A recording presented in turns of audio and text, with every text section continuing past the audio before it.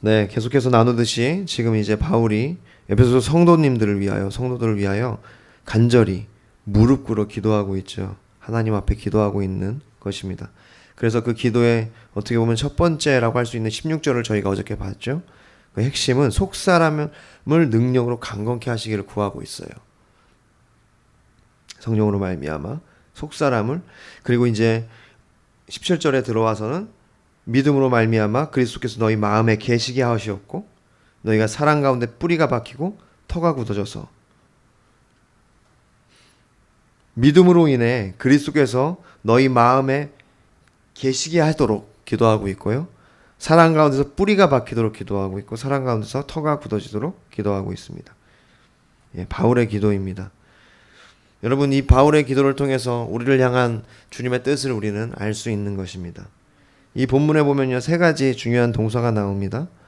동사가 세 개가 나오는데 그게 뭐냐면 계시게 하도록, 계시게 하옵시고, 그리고 뿌리가 박히고 터가 굳어지고, 요게 세 개의 동사입니다.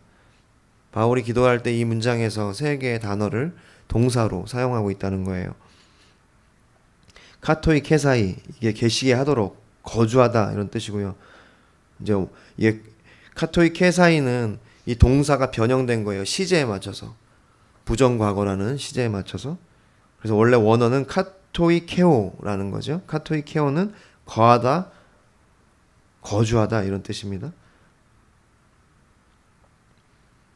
네, 그 다음에 이 뿌리가 박히고는 에르리조메노이라는 이제 단어인데, 원어는 이제 르리조, 그러니까 프리조라는 거예요.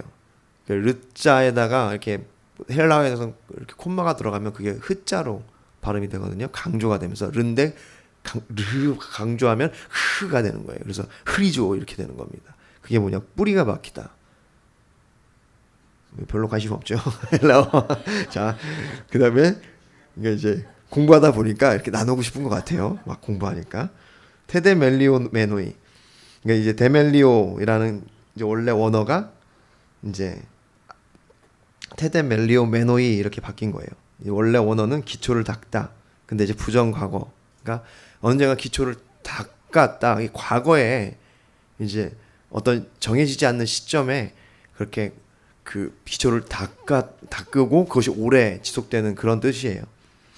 네, 여기 보면은 이 원래 원어 본문에, 그러니까 이제 원어에, 그러니까 이제 뭐라 그럴까, 기본 동사에 그것이 이제 사이, 메노이 이런 것이 붙어가지고 시제가 된 거거든요. 시제라는 게 뭐냐면 현재, 과거, 미래, 이게 시제입니다. 그러니까 그 동사가 우리가 예를 들어서 나는 지금 말하고 있습니다는 현재잖아요. 말하고 있는 거잖아요. 과거는 내가 말했습니다. 이게 과거고, 미래는 내가 말할 것입니다. 그러니까 이제 헬라어는요, 동사에다가 이렇게 접두어나 전미사를 붙여서 이제 뭐 방금 얘기했듯이 카토이 케사이 이렇게 사이, 그리고 테데 멜리오 메노이 이렇게 뭔가 붙여가지고 시제를 표현하거든요. 시제와 또 이런 1인칭, 2인칭, 3인칭 이런 것들을 표현해요. 1인칭은 나는, 2인칭은 너는, 3인칭은 우리는 이거잖아요. 그런 것들이 동사에 그렇게 붙어서 표현이 됩니다. 그러니까 이것은 사실 2인칭이에요. 너희의 뿌리가 박히고, 메노이. 그러니까 원래는 프리조인데 에르리조 메노이 이렇게 바뀌면서 너희에게 뿌리가 박히다, 박히게 하시기를 원한다, 이렇게 기도하는 거예요. 이것은 한번 언제 일어나는 시점은 우리가 정확히 알 수 없지만 그것이 일어났을 때 그것이 끊임없이 영향을 미친다는 그러한 시제의 뜻을 갖고 있다는 겁니다. 네, 그래서 오늘은 이 단어를 하나씩 보면서 함께 말씀을 나누고 싶습니다. 이 바울의 기도가 우리의 삶에 온전히 이루어지고 응답되기를 소망합니다. 이것은 바울을 향한 하나님의 뜻이었고, 그것은 그 에베소 교인들을 향한 하나님의 뜻이며 우리의 삶을 향한 하나님의 뜻인 줄 믿습니다. 네, 첫 번째, 계시게 하시옵고, 믿음으로 말미암아 그리스도께서 너희 마음에 계시게 하시옵고 너희가 사랑 가운데서 뿌리가 박히고 터가 굳어져. 이 한 구절의 말씀 속에서 먼저 계시게 하시옵고입니다. 케토이 케사이라고 말했죠. 케토이 케오가 변형돼서 그렇게 된 거예요. 계시게 하다, 거주하다. 믿음으로 말미암아 그리스도가 너희 마음에 계시게 하기를 기도하고 있습니다. 여러분, 이 본문은요, 이 단어로 시작하고 있어요. 계시게 하라. 계시게 하옵기를 원한다. 이렇게 시작하는 거예요. 그리스도께서. 여러분, 이것은요, 비그리스도인이 그리스도를 영접하는 것을 의미하는 것은 아니에요. 이 본문은요, 이미 그리스도를 영접한 사람이, 그 성도가, 다시 말해서 그 이미 영접한 에베소 성도들이 이제는 예수님을 그의 마음 가운데 모시고 사는 것을 의미합니다. 영접하는 것 이상이에요. 이미 예수님을 믿는 자들이에요. 지금 바울은 그들을 위해서 기도하는 거예요. 이미 그들이 믿었는데 이제는 그리스도를 그 마음에 계시게 하기를 원한다. 거하게 하신다. 그러니까 사는 거예요. 함께 거한다. 거주한다는 뜻입니다. 이 본문에 나와 있는 이 단어가 그것을 뜻하는 거예요. 계신다. 케토이 케사이는 영어로 드웰로 번역이 됐죠. 드웰이라는 것은 거주하다, 집으로 삼고 그 안에 산다 이라는 뜻이에요. 예수님께서 우리의 마음 가운데 이젠 집으로 삼고 그 안에 사시기를 지금 구하고 있는 겁니다. 여러분, 이 말씀에 대한 이해는 우리가 계시록 3장 20절에서 더 우리가 알 수 있는 것 같아요. 요한 사도를 통해서 그 계시록 3장 20절을 주셨죠. 볼지어다 내가 문 밖에 서서 두드리노니 누구든지 내 음성을 듣고 문을 열면 내가 그에게로 들어가 그와 더불어 먹고 그는 나와 더불어 먹으리라. 라오디게아 교회에게 하신 말씀이에요. 여러분, 이 말씀은 우리가 복음 전도적 의미로 복음을 전할 때 많이 사용되고 인용되거든요. 근데 사실은 주석으로, 그러니까 이 성경 문맥상으로 보면 사실 그것은 정확한 적용은 아닙니다. 이것은요, 라오디게아 교회에게 보낸 편지예요. 라오디게아 교회는요, 그러니까 쉽게 말해서 성령이 교회에게 하시는 말씀입니다. 그것이 계시록 3장 22절에 나오잖아요. 성령이 교회에게 하시는 말씀이라고. 그것은 뭐냐면 이미 그리스도를 영접한 사람들, 그리스도의 공동체 가운데 소속된 자들에게 지금 얘기하시는 거예요. 그렇게 본다면 이것은 그렇게 복음을 아직 모르는 그런 그 비그리스도인에게 적용할 구절이 아니라는 겁니다. 이 구절은 이제는 예수 그리스도를 영접한 사람이 그 마음 가운데 주님을 모시는 것, 함께 거하는 것을 얘기하는 거예요. 여러분, 라오디게아 교인들이 어떤 교인들이었습니까? 그 요한계시록 3장 그 라오디게아 교회에 대한 주님의 말씀을 읽어보면요, 그들은 차지도 덥지도 않았던 사람들, 미지근한 사람들. 여러분, 그 당시에 라오디게아 교회는요, 여러분, 이 관계 수로가 발달한 곳이에요. 근데 그들이 관계 수로가 발달했기 때문에 어떤 것을 유용했냐면 그 근처에 이렇게 온천수가 있었어요.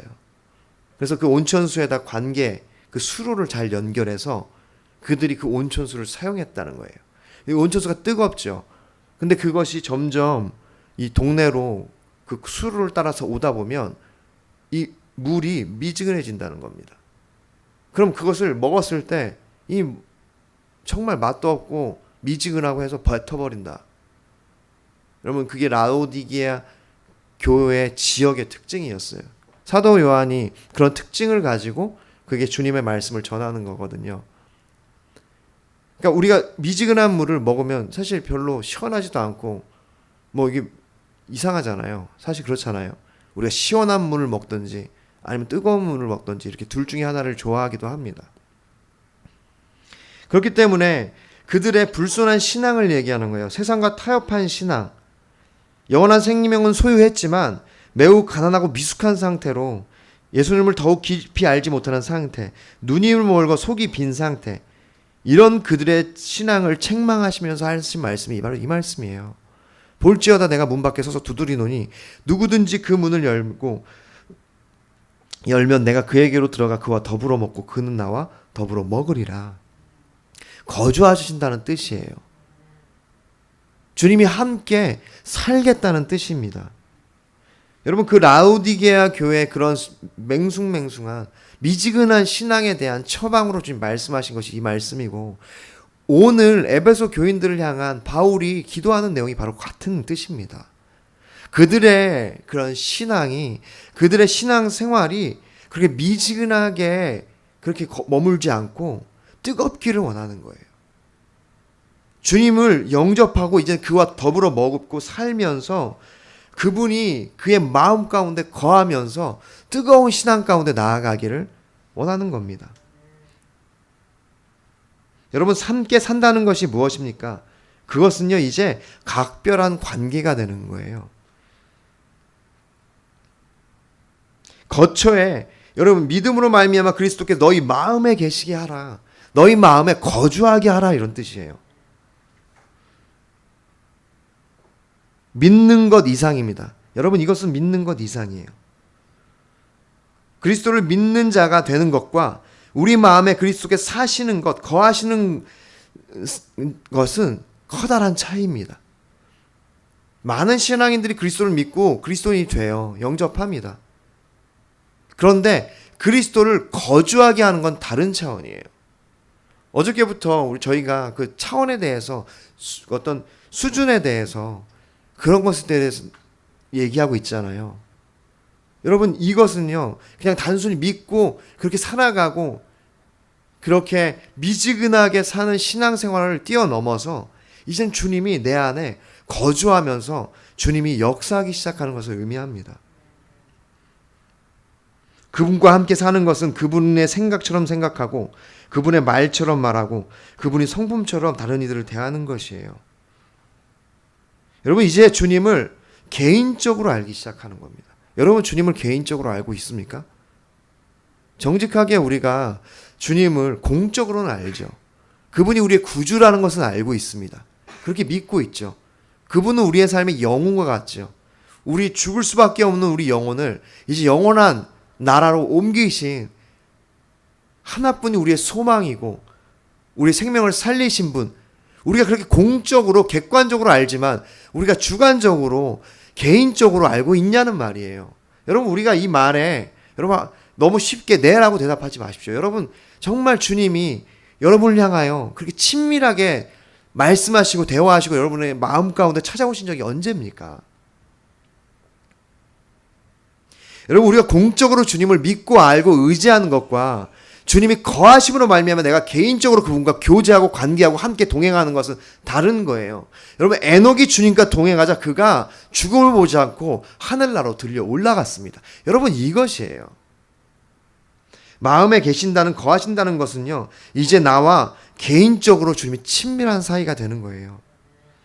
여러분, 시편 133편 1절부터 3절, 보라, 형제가 연합하여 동거함이 어찌 그리 선하고 아름다운고, 머리에 있는 보배로운 기름이 수염 곧 아론의 수염에 흘러서 그의 옷깃까지 내림 같고, 헐몬의 이슬이 시온의 산들의 내림 같도다. 거기서 여호와께서 복을 명하셨나니 곧 영생이로다. 드웰, 여기서도 거한다라는 단어가 쓰여지고 있습니다. 함께 거한다, 함께 동거한다, 함께 산다. 여러분, 그것이 뭐라고 얘기하고 있어요? 그것이 영생과 같다라고 얘기하는 거예요. 여러분, 그리스도께서 우리 마음에 거하시는 것은요, 여러분, 이것은 영구적인 체험입니다. 그리스도의 인침에 대해서 나눴죠. 그리스도의 인침, 성령이 우리 가운데 내가 그리스도의 자녀이고 그의 기업을 잇는 그 유산을 받는 그런 주님의 자녀가 된 것, 그것에 대한 확증이 성령의 인치심이에요. 내가 이제 그걸 확인하기 시작하고 확신하기 시작하는 것. 여러분, 그것은요, 우리의 삶에 여러 번 역사할 수 있다는 거예요. 어떻게 보면 일회적인 어떤 것들로 인해서 계속해서 반복적으로 우리가 그것을 경험하며 살아간다는 겁니다. 주님이 거하시기 시작한다는 것은, 주석가들에 의하면 이것은 영원히 주님이 우리 가운데 이제는 거하시긴 영원한 것이에요. 영구적인. 얼마나 귀합니까? 여러분, 그러므로 우리가 이제는 그리스도가 내 안에 거하시기를 소망해야 합니다. 여러분, 그것을 구하고 그것을 우리도 바울과 같이 기도해야 될 줄 믿습니다. 주님이 이제 우리 가운데 찾아오셔서 우리와 먹고 마시면서 우리를 다스리기 시작하는 것. 내가 객관적으로 공적으로 그분을 알기 시작했다면 이제 내가 개인적으로 그분을 내가 알기 시작하는 것. 친밀하게 찾아오는 것. 내가 혼자 있을 때나 어느 때라든지 주님이 내 안에 오셔서 그분이 내 안에 이제는 개인적인 관계 안에 우리와 함께 하시는 것. 여러분, 우리가 그것을 함께 소망했으면 좋겠습니다. 더 깊은 주님과의 그 깊은 교제 가운데, 그 거하심 가운데 나아가는 여러분이 되시기를 소망합니다. 두 번째, 이 말씀에 보면은 뿌리가 박히고 믿음으로 말미암아 그리스도께 너희 마음에 계시게 하시옵고 너희가 사랑 가운데서 뿌리가 박히고 터가 굳어져서 에르리조 메노이, 뿌리가 박히다. 영어로는 rooted, 그러니까 뿌리가 내리다, 이런 뜻이에요. 여러분, 이것은 주님이 우리 마음에 거하시기 시작하면 결과적으로 그 사랑 가운데서 뿌리가 박히고 터가 굳어지기 시작한다는 뜻이기도 합니다. 뿌리가 박힌다. 그런데 본문을 유심히 보면 어디에 뿌리가 박히죠? 사랑 가운데, 엔 아가페. 여러분, 여기서 말하는 사랑은 하나님의 사랑을 의미하지 않는다고 학자들은 얘기합니다.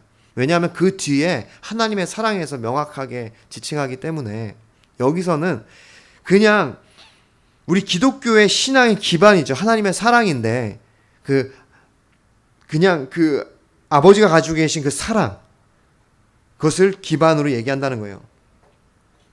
뿌리가 박힌다. 큰 참나무가 뿌리가 박히고 자라는 것을 생각해 보십시오. 여러분, 그 참나무가, 상수리 나무가 어디에 뿌리를 내리나요? 흙이죠. 땅에. 여러분, 여기서 엔 아가페라고 하는 것, 그 사랑은요, 흙입니다. 기반, 땅. 주님이 우리 안에 거하시기 시작하고 우리가 그분 안에 주님의 성령으로 말미암아 우리 속사람이 강건케 되기 시작할 때 사랑이라는 토양 안에 우리가 뿌리 박히기 시작한다는 거예요. 뿌리를 내리기 시작하고 사랑이 우리의 기반이 되는 것입니다. 그 사랑이 흙과 같이 우리의 기반이 돼서, 여러분, 우리가 지금 서 있는 곳이 땅이지만 우리가 주님이 우리 안에 거하기 시작하면 우리가 밟고 있는 이 인생이 사랑의 기반 위에 선다는 겁니다. 그 사랑의 뿌리를 내린다는 것은 우리의 신앙생활의 기반이 사랑이 된다는 거예요. 우리의 모든 동기와 동력이, 우리의 삶의 움직임이, 시작이 사랑이라는 것입니다. 우리의 신앙과 삶이 사랑이라는 그 무한한 땅에 뿌리를 내리고 그렇게 살아가는 것을 오늘 말씀하고 있는 거예요. 여러분, 그것을 다른 말로 하면 온전함입니다. 그러므로 하늘에 계신 너희 아버지의 온전하심과 같이 너희도 온전하라. 이 말씀에 의하면 예수님 말씀하신 건데, 사랑하지 않는 자를 사랑하는 것, 박해하는 자를 위해 기도하는 것, 이것이 온전함이라고 지금 말씀하는 거예요. 여러분, 어떻게 우리가 사랑하지 않는 자를 사랑할 수 있나요? 내 삶의 기반이 사랑이 될 때 가능한 거예요. 내 삶의 기반이 사랑이 아니고 여전히 연약함과 욕심과 육신의 동기가 있기 때문에 날 미워하면 나도 미워하는 거예요. 나에게 박해를 가하면 나도 그것을 똑같이 갚아주고 싶은 것이 우리의 본능이고 우리의 그러한 육신의 그 욕심과 그런 반응이라는 거예요. 그런데 우리가 그리스도와 동행하기 시작하고 동행할 뿐만 아니라 그분이 우리 안에 거하기 시작하면 우리의 인생의 기반이 사랑이고 그 사랑 안에 우리가 뿌리가 박히기 시작한다는 뜻입니다. 뿌리가 박힌다는 것은 이제는 그 사랑이 우리의 삶의 기반이 되어서 동기가 되어서 그것들이 우리의 삶에 나타난다는 거죠. 그럴 때 우리가 사랑하지 않는 사람을 사랑할 수 있어요. 박해를 받고 내가 미워해도 내가 반대 정신으로 그를 사랑하고 축복할 수 있는 겁니다. 이건 이례적으로 단순히 어떤 실험 정신에 의해서 하는 것이 아니에요. 많은 성도님들이 그렇게 해요. 그래, 원수를 미워라고 했죠. 한 번은 참자. 딱 한 번은 참아요. 그 다음에 또 하죠? 그럼 그때 못 참아. 내가 저번에 참았는데 이제 더 이상 못 참아. 이렇게 막 화가 나가죠. 동기가 그 사랑이 아니기 때문이에요. 욕심이고 교만이기 때문이에요. 내 스스로의 기립, 나 스스로를 세우는 행위예요, 그냥. 그리스도와 거하기 시작할 때 우리가 사랑이 우리의 기반이 돼서 우리가 거기에 뿌리 내릴 수 있습니다. 오늘 이 말씀은 바로 그겁니다. 마태복음 5장 44절 48절 아까 읽은 말씀을 쭉 읽어드리면 내가 너희에게 이르노니 너희 원수를 사랑하며 너희를 박해하는 자를 위하여 기도하라. 이같이 한즉 하늘에 계신 너희 아버지의 아들이 되리니 이는 하나님이 그 해를 악인과 선인에게 비추시며 비를 의로운 자와 불의한 자에게 내려주심이라. 너희가 너희를 사랑하는 자를 사랑하면 무슨 상이 있으리요? 세리도 이같이 아니하느냐? 또 너희가 너희 형제에게만 무난한 남보다 더한 것이 무엇이냐? 이방인들도 이같이 아니하느냐? 그러므로 하늘에 계신 너희 아버지의 온전하신 것 같이 너희도 온전하라. 무슨 뜻입니까? 사랑하라는 거예요. 너희 형제들만 찾아가면 이방인들도 그와 같이 한다. 우리 형제 아니한 사람들에게 사랑을 베풀으라는 거예요. 여러분, 이것은요 사랑이 기반된 삶을 얘기합니다. 여러분, 어떤 일이든지 사랑처럼 활기를 불어넣는 것은 없어요. 사랑하면 모든 것이 즐겁고 재밌고 활기찹니다. 창세기 29장 20절 야곱이 라헬을 위하여 7년 동안 라반을 섬겼으나 그를 사랑하는 까닭에 어떻게 해요? 7년을 며칠같이 여겼더라. 우리 자매님들 이 말씀하면 정말 낭만적으로 생각하시잖아요. 나를 위해서 이렇게 7년을 며칠같이 여기는 사람이 있었으면 좋겠다. 할렐루야. 그러나 야곱 같은 사람이 그렇게 많지 않고, 그리고 야곱은 당시에 그 주변에 별로 자매들이 많지 않았기 때문에 그 중에서 이제 라헬이 너무 예뻤기 때문에 그렇게 할 수 있었던 거라고 생각하기도 하고, 자 어쨌든 그런 축복이 있기를 바랍니다. 그리고 우리 사랑하는 우리 이제 형제님들이 남편이 그렇게 해야 되죠. 할렐루야. 우리의 또 이제 또 우린 그렇잖아요. 또 사실 그 10년을 며칠같이 여기면서 살지 않습니까? 눈 깜짝할 사이 10년이 됐잖아요. 자, 어쨌든 그런 뜻으로 여기고, 어쨌든 굉장히 낭만적인 표현인데 얼마나 그 사랑을 잘 표현하고 있는 겁니까? 사랑하니까 7년을 며칠처럼 몇 날처럼 여기잖아요. 사랑하면 모든 것이 활기차고 재밌고 즐겁습니다. 시간 가는 줄 모르는 것이요. 이것이 사랑이에요. 여러분, 우리의 신앙이 이 사랑의 뿌리가 내려야 된다는 거예요. 주님이 우리 안에 거하신다는 것은요, 우리가 주님을 그렇게 사랑하는 거죠. 고된 의무와 강제, 어떤 억지로 하는 신앙생활을 여러분, 우리는 이제 더 이상 거기에 뿌리를 내리지 마십시오. 사랑 가운데 뿌리를 내리십시오. 주님을 진정으로 사랑하고 이웃을 진정으로 사랑하는 그 사람 가운데 우리가 뿌리를 내리길 원합니다. 그것이 바로 3절에 나오는 터가 굳어져서 이 뜻이에요. 이 17절에 나오는 세 번째입니다. 터가 굳어져서. 에베소 3장 17절 믿음으로 말미암아 그리스도께 너희 마음에 계시게 하옵고 너희가 사랑 가운데서 뿌리가 박히고 터가 굳어져서. 테데멜리오 메노이. 데멜리오, 기초를 닦다, 굳히다, 견고하게 하다, 근거를 두다. 영어로는 grounded. 이것은 여러분 기초를 의미하는 거예요. 사랑 가운데 기초를 견고하게 하는 것을 뜻합니다. 주님이 우리 안에 거하시기 시작할 때 우리가 사랑 가운데 기초를 든든히 할 수 있다는 거예요. 여러분, 지혜로운 건축자라는 표현이 있습니다. 로마서 3장 10절. 내가 주신 하나님의 은혜를 따라 내가 지혜로운 건축자와 같이 터를 닦아두매 다른 이가 그 위에 세우나 그러나 각각 어떻게 그 위에 세울까를 조심할지니라. 여기서도 이 말씀이 나오는 거예요. 기초를, 터를 닦다. 여러분, 지혜로운 건축자가 뭡니까? 그것은 기초를 든든히 하는 건축자겠죠. 여러분, 우리가 가치 있는 건물을 세울 때, 좋은, 내가 의미 있는 건물을 세울 때, 여러분, 우리가 기초를 대충 세웁니까? 특별히 높고 견고한 건물을 세울 때는요, 가장 중요한 공사가 기초공사예요. 여러분, 63빌딩, 우리 이런 높은 빌딩 있잖아요. 롯데타워 같은 거. 여러분, 그런 건물을 올릴 때요, 제일 중요한 게 무엇인지 아십니까? 기반이에요. 그 높이까지 올릴 수 있는 기반이 튼튼해야 건물을 세울 수 있는 거예요. 여러분 누가복음 6장 46절 49절 예수님 말씀이 너희는 나를 불러 주여 주여 하면서도 어찌하여 내가 하는 말하는 것을 행하지 아니하느냐. 내가 나와 내 말을 듣고 행하는 자마다 누구와 같을 것을 너에게 보이리라. 집을 짓되 깊이 파고 주추를 반석 위에 놓은 사람 같으니 큰 물이 나서 탕류가 그 집에 부딪히되 잘 지었기 때문에 능히 요동하지 못하게 하거니와 듣고 행하지 아니하는 자는 주추 없이 흙 위에 집 지은 사람 같으니 탕류가 부딪힘에 집이 곧 무너져 파괴됨이 심하니라 하니라. 여러분 그 기초를 견고하게 하는 것, 그것은 주님의 말씀에 순종하는 삶이에요. 그렇게 행동하는 것입니다. 여기에서 주추라고 되어 있는 것, 예전 번역에는 주초라고 되어 있고 그 주추를 그 주추를 반석 위에 놓은 사람, 주추가 뭐냐면 기초예요. 오늘 이 헬라어 데멜리오 이겁니다. 여기선 형용사를 써서 데멜리오스, 그리고 우리 오늘 본문에는 데멜리오의 변형인 테데멜리오 메노이.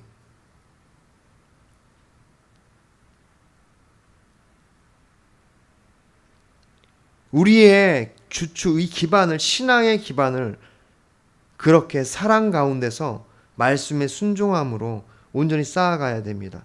여러분 주추에 이 기초에 관심이 없는 사람들이 있어요. 그들은 드러난 가옥에만 관심이 있습니다.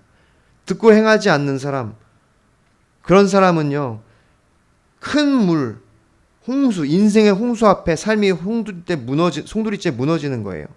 그것을 오늘 예수님은 무너짐이 심하다고 말씀하시죠. 그렇기 때문에 우리는 기초에 관심을 가져야 합니다.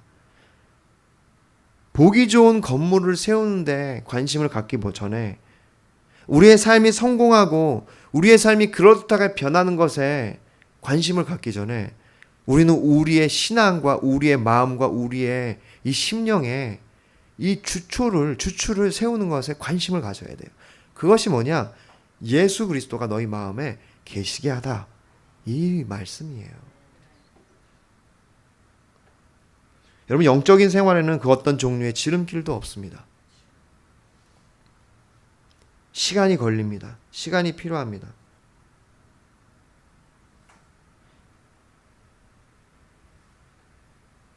제가 20대 초반에 주님을 깊이 만났어요. 그러니까 그때 영적이고 막 거인이 되고 싶은 막 그런 마음이 있었어요. 시간이 필요한 거죠. 전 계속해서 그때 이제 그때 허황된 그런 꿈이었죠. 사실 되게 일종의 열등감 때문에 그런 마음을 가졌던 것 같은데 생각보다 많은 사람들이 이제 주님을 만나고 그런 마음을 갖죠. 근데 중요한 것은 시간이 필요하다는 거예요. 기초를 공사할 시간이 필요합니다. 주님과 함께하는 시간을 가지면 가질수록 그런 영적인 어떤 거장이 되는 거에 더 한 발짝 빨리 다가갈 수 있겠죠. 아까 말씀드렸듯이 여러분 기초는 무엇입니까? 그것은 말씀에 순종하는 삶이에요. 그럼 말씀이 무엇일까요? 여러분 말씀이 무엇일까요? 마태복음 20장 37절에 40절에 예수께서 이르시되 너의 마음을 다하고 목숨을 다하고 뜻을 다하여 주 너의 하나님을 사랑하라 하셨으니 이것이 크고 첫째 되는 계명이요 둘째도 이와 같으니 내 이웃을 내 자신과 같이 사랑하라 하셨으니 이 두 계명이 온 율법과 선지자의 강령이니라. 여러분 이것이 말씀입니다. 하나님 사랑, 이웃 사랑. 무엇보다 사랑 가운데서 기초가 세워지는 것, 그것은 우리의 모든 관계가 사랑을 기반으로 한다는 거예요. 첫 번째는 하나님과의 관계가. 여러분 하나님과의 관계는 의무와 어떤 공포와 우리 의무 어떤 이렇게 억지로 하는 것들이 아닙니다. 사랑이에요. 사랑. 여러분 사랑 가운데서 하나님과의 관계를 쌓아가십시오. 그것이 어떻게 드러나야 하냐면 찬양을 통해서 우리 예배 드리는 것을 통해서 주님 말씀 앞에 나아가는 것을 통해서 이것이 우리가 즐겁게 하는 거예요. 사랑으로, 소망으로, 주님을 향한 흠모로 주님을 찬양하기 시작하는 거예요. 그런 면에서 이 찬양, 오늘 불렀던 찬양 너무 좋죠. 주를 사랑, 주를 찬양, 오직 내 할 말. 주를 향한 나의 사랑, 날마다 더하네. 얼마나 좋습니까? 더 많은 표현이 필요 없죠.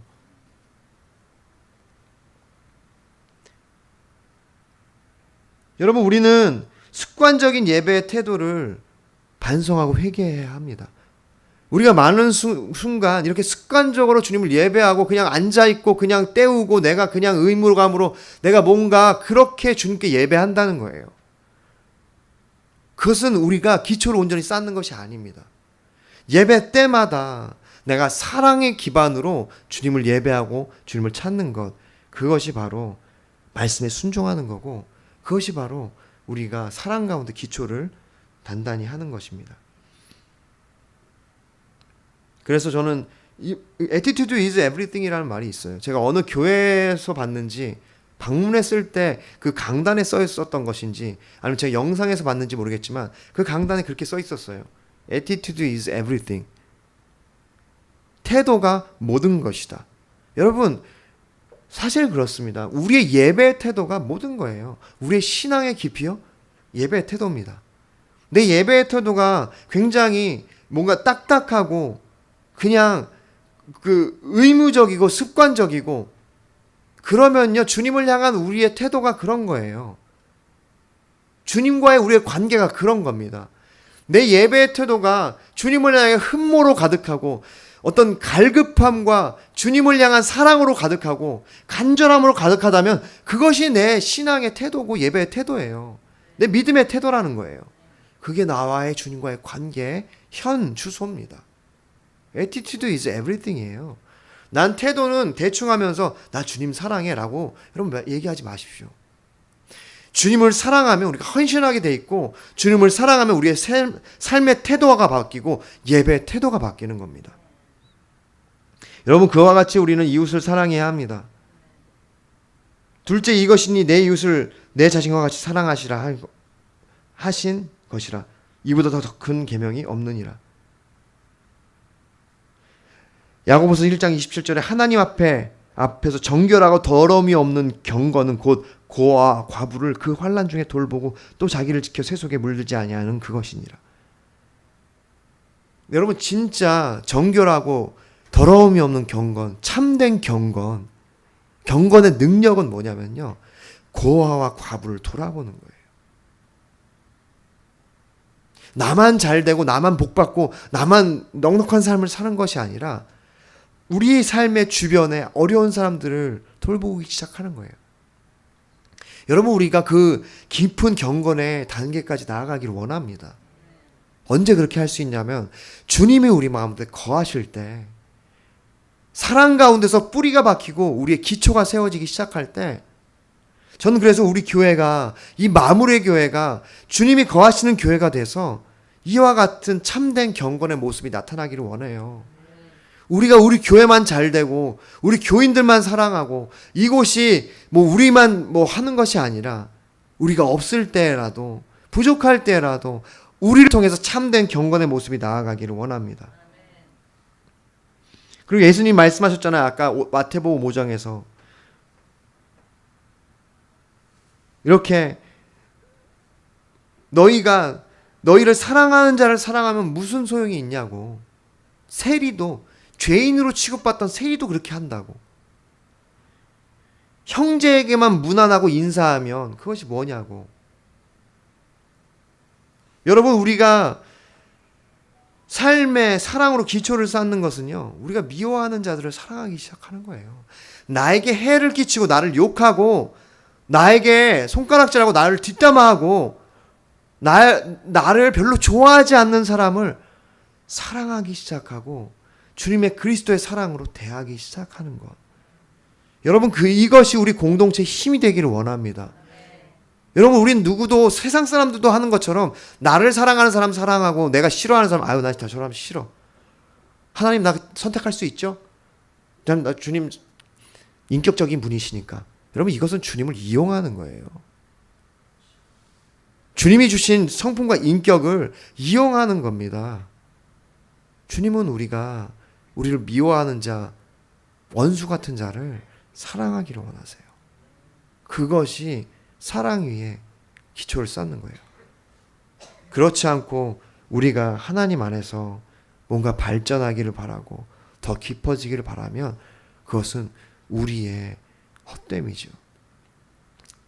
하나님을 만홀히 여기는 거예요. 주님은 심는 대로 거두게 하십니다. 말씀을 맺겠습니다. 성도들은 성직자와 평신도로 나누지 않습니다. 직분일 뿐이고 교회 안의 질서를 위한 역할일 뿐이죠. 신앙생활에서 특별한 사람은 아무도 없습니다. 오늘 바울의 기도는 모든 그리스도인들에게 가능한 일을 간구하고 있는 것입니다. 여러분, 그러므로 그리스도께서 여러분 마음에 거하시기를 기도하시기를 바랍니다. 소망하십시오. 주님과 더 친밀히, 더 개인적인 관계로 나아가기를 기도하십시오. 그리고 그분 안에, 그 사랑 안에, 그 사랑의 토양 안에 뿌리가 박히고 터가 굳어지기를 여러분 소망하시길 바랍니다. 주님을 향한 우리의 사랑이 날로 더하기를 원하고, 우리 형제자매를 향한 사랑이 날로 더하기를 원합니다. 할렐루야.